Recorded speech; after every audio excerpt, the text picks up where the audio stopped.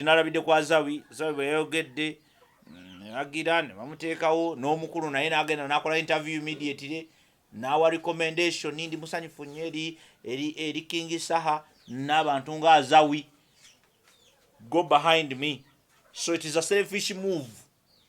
Njikulabudde kati ojjagiraba after like 5 years nga muntu akyogerako omuntu ogambe ojja oyogera ebigambo bino wammanga nkubulya kino kyekugambire wano kiraba nga bwe nakugamba ku nsonga endala zonna ogenda kukiraba nti kakati waliwo olutalo wuliriza waliwo olutalo oluli ntaano nkubuulidde waliwo olutalo oluli ntaano nti bw'obeera mu opposition nga towagira Bobi Wine bajja kukuba bakukube paka bakujjewo.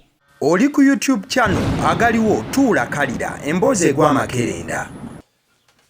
Addiza Kenzo Msuuza azawedde wamu ne Robert Kyagulanyi anjogera ku Eddy Kenzo anjogera ku Azawi anenjogera ne ku Bobi Wine tubadde ne match to parliament gye buvuddeko abantu bangi bagenze maaso n'okubanga beenyigira mu activations zino ez'okuba nti bakumba ogenda ku parliament nga balaga obutali bumativu olw'enguzi efumbekedde mu ggwanga Uganda naddala mu August House omuli ababaka abagenze maaso n'okuba nti nno beewe ensimbi buli we baagalidde mu bufu obufaananako bwe butono zikozesa bye basanze. Movement ya march to parliament we yatandika abayimbi abenjawulo bakyenyigiramu era abadde voke nnyo ye mwana mwala Azawi oyo ayimiridde ebbanga lyonna era yakunga n'abantu okulaba nti bagenda ku parliament. Azawi oluvannyuma lw'ebyo byonna yafunye okusoomoza oba ennaku y'amaanyi okulaba nga abayimbi banne tebeenyigidde mu mugendo guno era nalaga obutali bumativu bwe obw'amaanyi ennyo okusingira ddala eri Eddy Kenzo ne banne bagamba nti n'okulya akasente baakalya agamba nti bano ekiyinza n'okuba nga kibaganya ogenda ku parliament lwansonga baali esente z'abasajja mukati tebalina ate we bakondeminga baki basajja so n'esente ezo yazogeddeko ng'alagira obutali bumativu mu ange eyo but obusungu bwe obukulu si bwa ssente bwakuba nti abayimbi tebavuddeyo kumachinga to parliament awo kirekaawo Addiza Kenzo Msuuza had to fight back namugamba nti goli mwana muto ebintu ebisinga twabiyitamu twabiraba Azawi oli mukujja buzi kale yo stage katugikulekere nawo ino giyitamu fe tetulina kitumachingisa to parliament nenguzi tugiraba tetujagala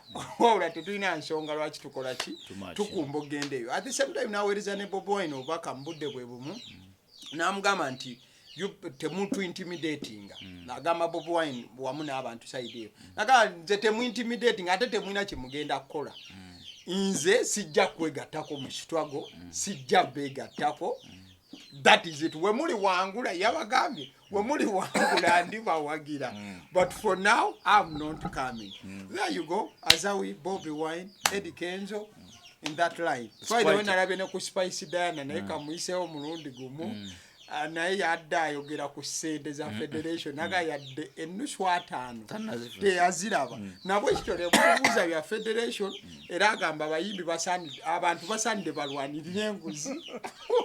It's quite a list. It's really a big list. It's a big list. Nja kusooka first of all n'okutegeeza n'ekigambo ekigamba nti abayimbi oba n'abantu mwenna mwegendereze first of all be careful waliwo ekintu kyentandise okulaba era njala nsooka nkiyiseewo ndyoke nzire ku nsonga zino waliwo ekintu kyentandise okulaba kiri mu nuupu njagadde nsooke nkijjewo nsooke nkijjewo then ndyoke tulyoke tugende mu issue ya Azawi ekintu ekyo waliwo obunafu obutandise okujja okunafuya opposition naye ng'ate balaganga abawa opposition amaanyi naye ng'ate banafuya opposition as in general not just kibiina obanga kya DP obanga kya gundi of course luli edda President Museveni yali amanyiddwa nnyo mu kunafuya opposition, and of course ekyo kyalina okukola ng'agikubakubamu ebituli. Era nawulyako olulala olumu gundi ng'akiwakanya nnyo yani oyo mukyala Betty Namboozi. Nenewuunya okumanya kwe n'okutegeera ebintu ebimu. What do you expect? President abawagire mubeere b'amaanyi nnyo mumuggyeko. Nagenda ne ngaba abantu bano basiriwaza abantu. So kikyegezaako okugamba nti waliwo obunafu obutandise okujja mu opposition ate nga buviira ddala mu opposition. Buli muntu kati avaayo n'ayogera ku kintu independent ng'ali mu opposition ng'aba Nuupu bamu owuninga. Era oba oli awo nga bakubye ekipande nga bakoze posta nga Bobi Wine ali wano nga noono opposition ali wano.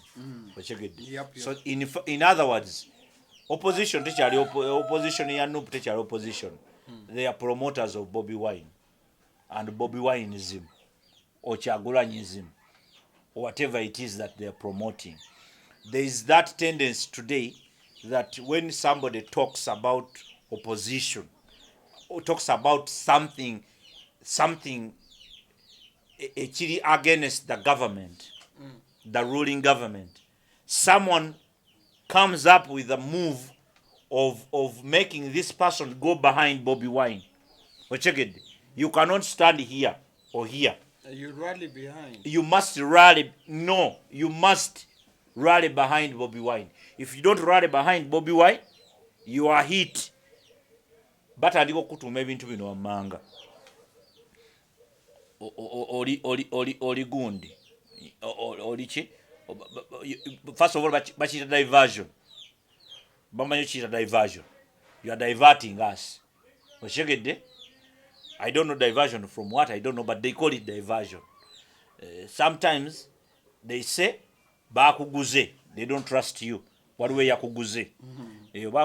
Somebody buys people and they go into them. Bamuguze. Oyo mugule. Oyo ali ku payroll. So they find a way to make your points wrong, even if they are right, if you don't rally behind Bobi Wine. So ekyo mbadde ya kibagamba nti mukyegendereze nnyo. It is very rampant. It is very there these days. Kiri all over. Buli ayogera kati nalabidde kwa Azawi bwe yayogedde agira ne bamuteekawo n'omukulu naye n'agenda n'akola interview immediately n'awa recommendation ndi musanyufu nnyo eri King Saha n'abantu nga Azawi. Go behind me. So it is a selfish move. Njikulabudde kati ojjagiraba after like 5 years nga muntu akyogerako muntu ogambe ojjoyogera ebigambo bino wammanga. Nkubulira kino kyekugambira wano kiraba nga bwe nakugamba ku nsonga endala zonna ogenda kukiraba nti kakati waliwo olutalo. Uliriza, waliwo olutalo oluli ntaano. Nkubuulidde waliwo olutalo oluli ntaano. Nti bw'obeera mu opposition nga towagira Bobi Wine bajja kukuba bakukube paka bakugyewo. Bw'oba mu opposition olwaleero etegeeza be behind Bobi Wine. Kyekitegeeza mu Uganda. Bw'oba okiwakana gwe kiwakane. Nkugambe buli lw'oyogera ekigambo kyonna ekiri against the government and the ruling government or anything in that line, basalamu bwe bati ne bakola posta nga Bobi Wine ali goli wano. Kitegeeza nti gwe olina kuwagira ono. Bw'oba towagidde ono out, gwobeera okolagana ne government, obeera oli mukola diversion, oba okola ebintu ebifaanana bwe bityo. So ekyo mbadde nyala kirabula bantu mukitegeere ne mwenna abaagala okuvaayo okukola ensonga yonna mukitegeere nti ekyo weekiri era kyakwegendereza and kiri intended, si mistake. Kiri intended. Senga alabye obwangu obwakoleddwa mukola bu interview awo mangu nnyo wano kino kiyitawo ta interview. Ndi musanyufu nnyo olw'abantu nga King Saha ne Azawi. Kitegeeza bamaze okuzizika. Bw'ovaayo enkya n'oyogera because bano balina ensobi zaabwe bazimanyi. Kati ezo ensobi zaabwe tebaagala kuziibeeramu bokka. Baagala nnyo okugamba nti ono atuli mabega. ono awagira ffe bw'oba towagira bo toli opposition ekyo kitegeere ekyo kitukiveeko nawe okuddayo ku nsonga ya Azawi ne bebize bya unfolding paka gye bifaanana olwaleero ekisooka Azawi mutuufu nnyo emirundi gyonna nti yapowalinze omutima gwe ebigambo Azawi bye yayogedde bye bigambo byosuubira okuva mu Munnayuganda yenna omunyiivu tebyabadde nti byamagezi nnyo mu rocket science tiyayogedde bigambo byamagezi nnyo nga bo baagala obifuula kuba bo bate tebakomyawo ne babivunula mu luzungu ne babiteeka mu ngodiira nga babuteekako biri ebya Bobi Wine byekugambye ebipande bya Bobi Wine biri all over the place era kati essaawa eno simanyi oba gundi Azawi wa nuupu simanyi oba Azawi ali independent Azawi kati kankubuleyo awe nnyini last time bwe yali agamba abantu okujja march to parliament yali akoze posts ze ez'enjawulo ng'ayita abantu okumakinga to parliament so yalaba kisuse nga gundi ze bazisharinga nnyo ab'ebibiina ebyenjawulo ye n'adiliitinga era bwe yazidiliitinga tweet abantu ne bagamba nti kati vakoze biki ne bamuteeka kawusa n'avaayo n'abagamba tewali muntu asobola kuntiisatiisa nze yasangudde tweet ezo era nze yaziwandiika ensonga lwaki nazisangudde lwa nsonga waliwo abantu abadde batandise zikozesa for their selfish. Thank you so much. So mbadde nyanukula kyobadde obuuza nti Azawi waki ekitegeeza si wa nuupu not at all era yabagamba ye yabijjayo lwa bibiina kakati gwerindako bajja kukuba oyo bamufuula obuki obuugi gwe ekyo kirinde ng'ambaga so kiki embalengezaako okukulaga nti omwana oyo bye yayogedde bigambo bituufu nnyo naye bigambo byogerwa nkuba yayogedde ng'omunnayuganda yenna omunyiivu wekyegedde ffenna tuli banyiivu kati enjawulo eriwo nti ffe tunyiiga ne tutakolera mu busungu naye byonna byayogedde byonna biki byonna bituufu kakati ensobi yokka we yajjidde kwe kulowooza nti ensi yatandika Uganda yatandika olunaku lwe yafiirwa maama we lwafumirwa muganda we ne taata we ontegedde kwa mu statements yataddemu ebyo ng'alaga nti yafiirwako n'abantu be because of the bad services and everything. Yes. Kati awe wabadde ensobi n'amala najja n'atandika okumentioninga abantu nti gundi takoze kyalina kukola gundi lwaki tovaayo n'okola bwoti Bobi Chameleon lwaki tovaayo Bebe cool, where are you? Gundi gravity omutujja okola ki because they are big figures and people follow them. Yes, they got the numbers and the influence. They did not get the numbers to do what you are calling them to do. But whatever is affecting their fans and their followers. It doesn't matter. It does not matter. Wechekedde. Tosobola kunenya musajja mugagga ku kyalo olw'obutaweerera baana ba ku kyalo si abazaala ontegedde bulungi nnyo ayinza okuba omusajja mugagga nnyo era nga ssente ye zaakozesa mu lunaku zisobola oweerera abaana 10 ku kyalo naye abaana kwe bali ku kyalo tebasoma ontegedde tosobola kumunenya weewaawo osobola okugamba tikale senga atuyambira ku baana ontegedde kubanga era waliwo abagagga abayambye ku baana ontegedde so kyabulabe nnyo okulowooza nti what you think nakugamba nti not every good thing is right ontegedde bulungi nnyo not every good ebintu bingi ebirungi bye tuyisaako amaaso naye nga si biki si bye bituufu gwe bw'otandika obagamba nti bebe kulu tolina kyokoze Chameleon osirise nnyo gravity omutujju tolina kyokoze lwaki gundi tovaayo ontegedde bulungi nnyo kubanga gwolowooza nti be balina amaanyi gali g'oyagala. The answer to that is time. Ontegedde gwe waakajja Bebe Cool was here before you. Ontegedde bulungi nnyo era naawe omaze kubaako wootuuka n'ogamba nti kakati wano wentuuse nsobola okwogera ebikigamba ne bakiwulira. Naye gwe lowooza ku bantu abo babebe kuulu ba Bobi Wine ba Gravity omutujju ba Kamiliyoni waje bajja industry mwosobodde okuyimirira n'oguma bwoti. Ontegedde n'ogamba nti kati ntuuse okwogera eri abantu ne bampuliriza. Lowoozaako ne kwekyo kubanga omuntu ayinza obutakugasa mu byonna n'akugasaako ekimu. Ontegedde bulungi nnyo. Omusajja for example ya Kamiliyoni be bago wana abakongo. Ontegedde. Wasn't that good enough? No. Wasn't that good enough? No. Wasn't that good enough? It was good. Naye agobene kubakenuzi. Olidde ekigambo ky'ogambye? Naye. Ontegedde. That is not his calling. Okitegedde bulungi nnyo. Kakati gwe gwawadde omukisa Azawi. Kuba gwe Azawi omukisa ogujje kuba Kamiliyoni ba Bebekulu ba Bobi Wine baani bayimbi abo ba Misaki. Because the industry ezekula bukuzo okuba nti esobola okuwa abantu omukisa to you Azawi. Okitegedde bulungi nnyo. Azawi teyatandikira ku Muswangs Avenue okuyimba. Yali yayimba dda. Okitegedde.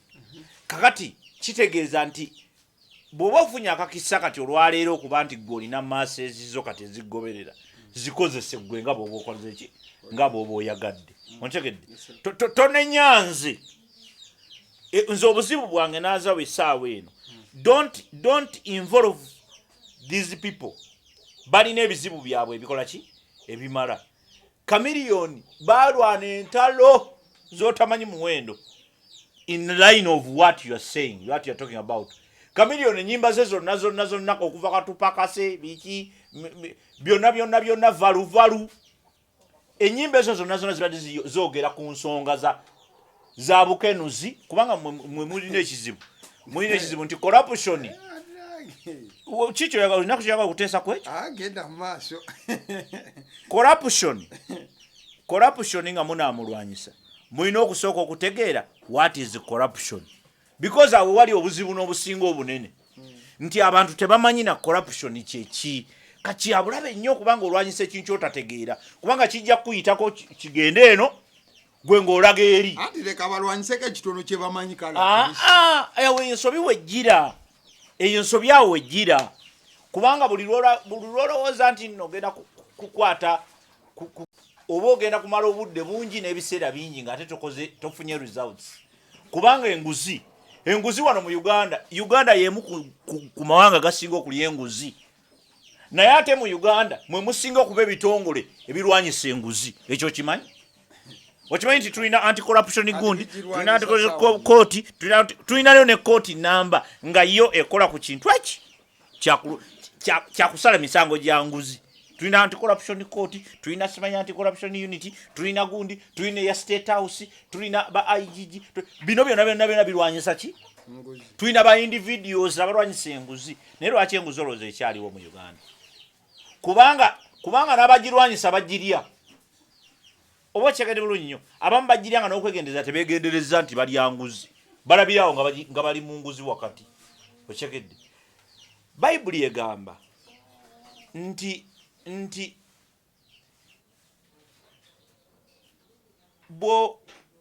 erina wetusomeseza naye tugamba nti omwesigwa ku kitono era alibeera omwesigwa ku kitono era alibeera mwesigwa ku kinene.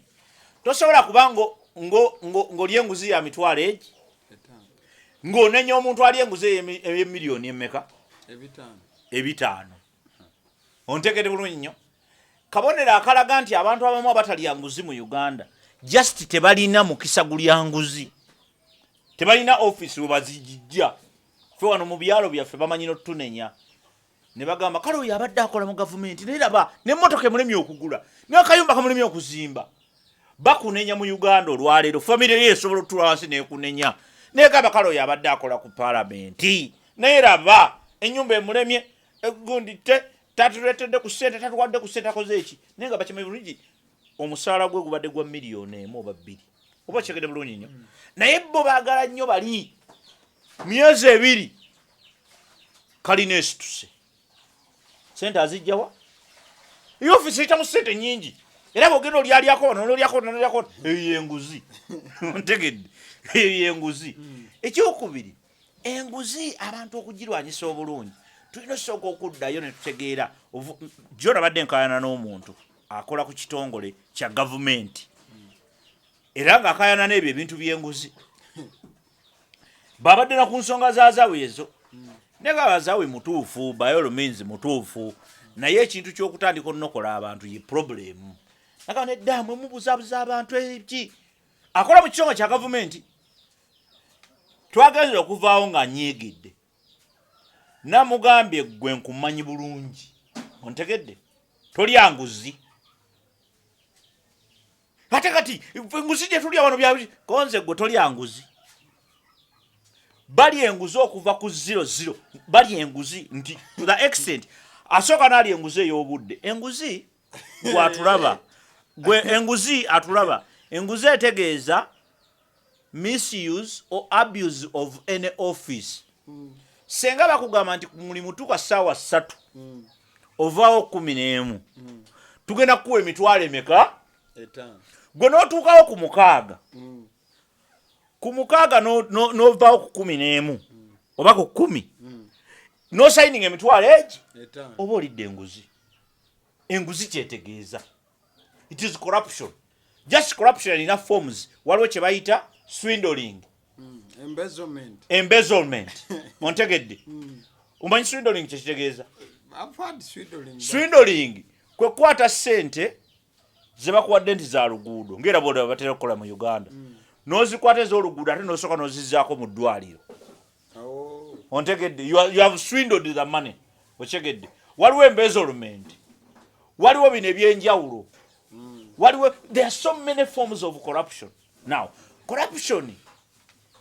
corruption eva mu kubeera nti twabusinze our offices fena gye tukola ki gye tuwangalira bannamawulire bali enguzi gwokimanyi nti olwaleero mwe bannamawulire tosobola kuyisaawo sitole nga tebakusasudde mu bitongole gye mukolera kebe kitongole nga UBC kebe kitongole nga gundi waliwo ebitongole in fact si bitongole amawulire tegakyaliyo mu ggwanga kyokka be bakwata amawulire naye amawulire tegakyaliyo mu ggwanga omanyi bwe gabeera you pay me I report the story ontegere bulungi you don't pay me that story never happened nakugamba nti amawulire agasinga olwaleero buba bulango they are adverts this not news nti bannange motoka yabadde it's not news anymore it is more what adverts there are more of adverts and all that amawulire katugajja ku TikTok so kyengezaako okugamba nti tulina okulwanyisa ebintu nga tumaze obitegeera kakati Azawi problem awo yagijje eyokutandika okugamba nti bebekulu jangu bebekulu bwe nkugamba ebintu byakoledde music industry bingi gwe okuba nti Azawi osobola okuyimirira ontegedde bulungi nnyo gwe Azawi okuyimirirawo n'ogamba kati nze Azawi waliwo bebekulu ate omubiri gwayiyewo gw'otaategeera kakati gwe kozesa platform yo olwanyisa enguzi ontegedde twatandika kugamba nti osirise kubanga ya compromised tali compromised ekyo ye takisobola ontegedde bw'ogamba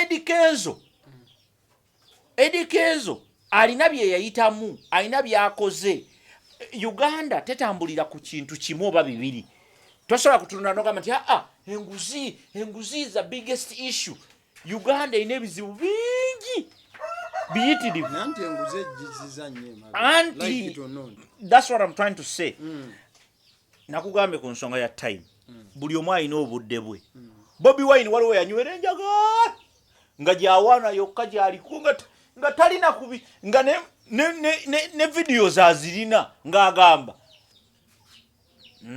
nze ebya politics tokola ki tombulira sibeera mu politics mwoyo kasasiro kyegede bulungi nnyo olwaleero is the biggest political figure mu Uganda so the time will come wabula gwe time lwakuba eyange tennatuuka don't stop doing what you're supposed to do Azawi do what you want to do ontegedde as you wait on these people fena tetukulira kumu ontegedde waliwo yakulira waliwo omuntu agaggawalira ku myaka 18 waliwo agaggawalira ku myaka 3 waliwo agaggawalira ku 5 ng'agakatikkiro gayagala waliwo n'agaggawalira ku 7 naye bonna batuuka ne bafuuka nga bagagga nga batuula bagaba bagagga baba bakoze ki batudde kakati gwe bw'obanga owulira nti nno you want to fight corruption using your energies do that waliwo abala balwanyisa ebirala babebekulu balina ebintu byebakoze bingi bebalwaniridde bingi even in the industry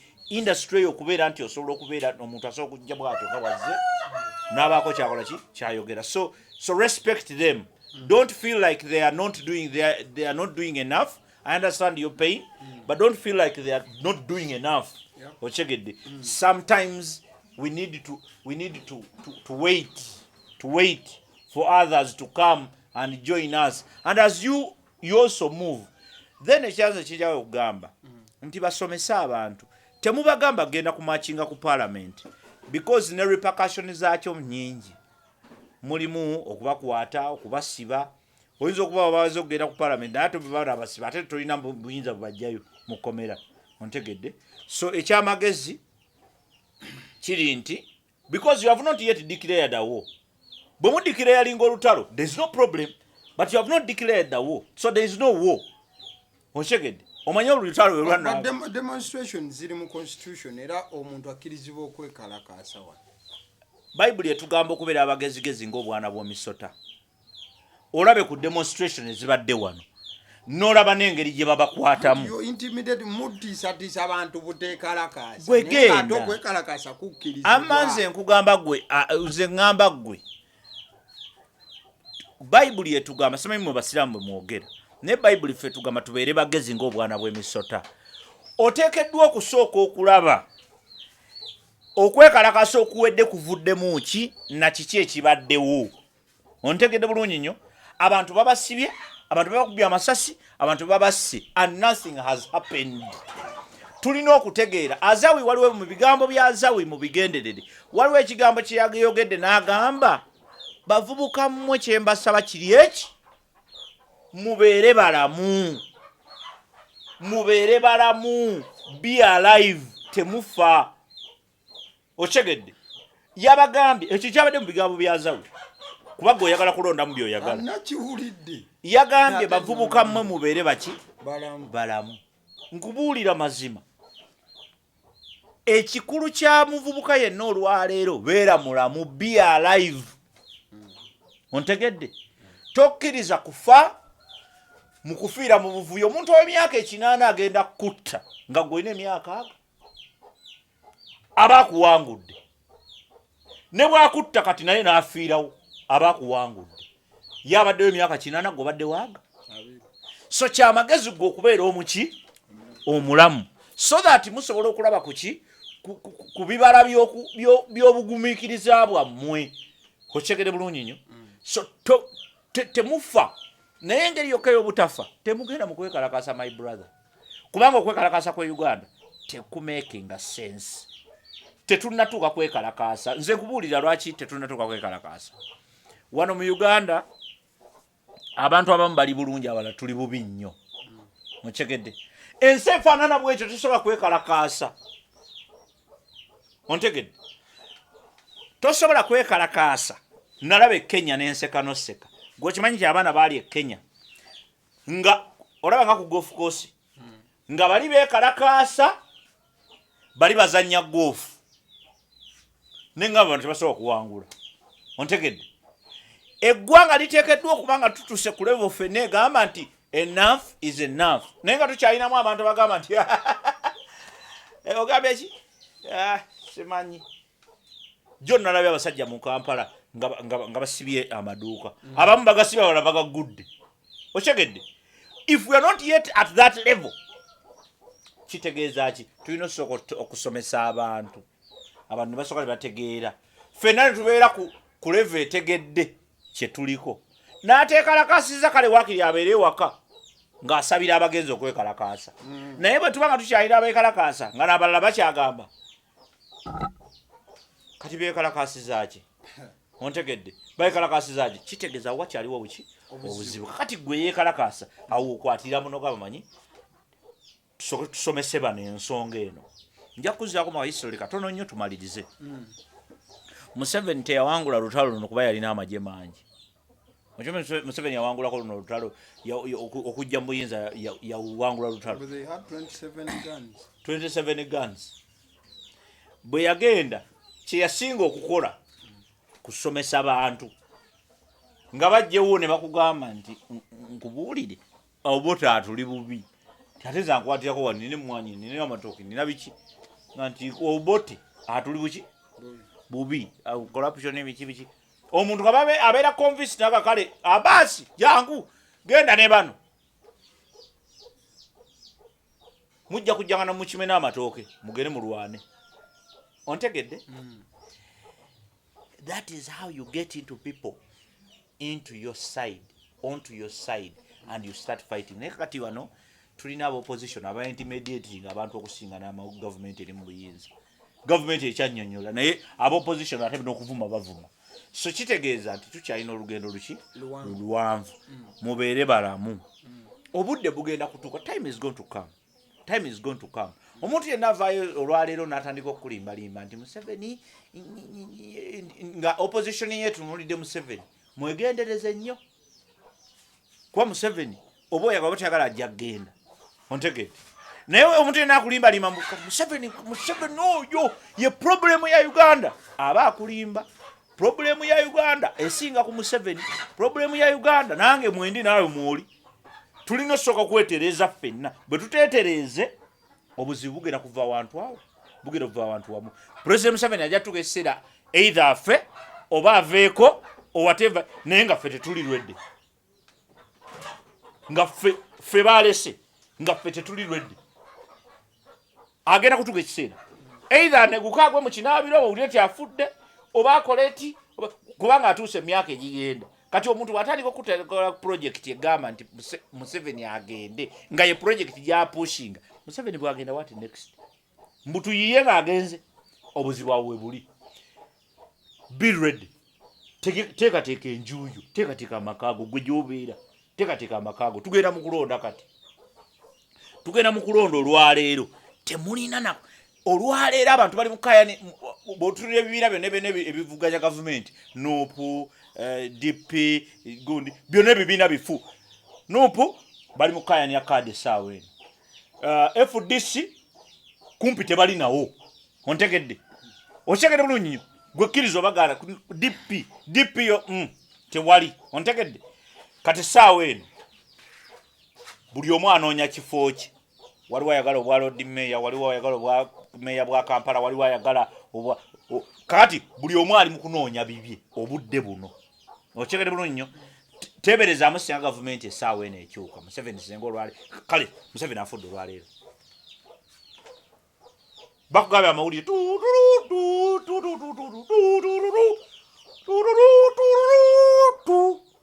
President w'eggwanga Uganda awummudde what next what is your plan